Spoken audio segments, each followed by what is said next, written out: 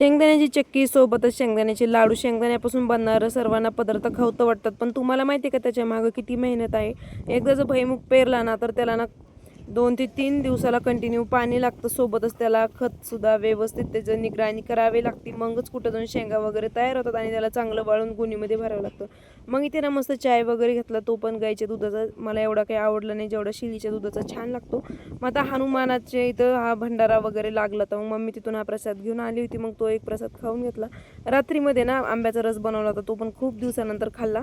आणि इथे ना चेहऱ्यासाठी थोडंफार स्किन केअर केलं, एकदम घरच्याच याचं बेसन पीठ वगैरे मिक्स करून लावलं. मग इथे ना सकाळी सकाळी मस्त जेवणामध्ये ही रात्रीचाच वापस उरलेला प्रसाद खाल्ला, सोबतच मुगाची उसळी खाल्ली, मटकी खाल्ली. मग त्याच्यानंतर ना आमच्या कोंबड्या पण ना बडीला एवढं परेशान करतात ना, कारण बडीजवळ ना सारखं मी पाणी मारते तर तिथं गार लागतं आणि कोंबड्या त्याच्याजवळच जाऊन बसतात.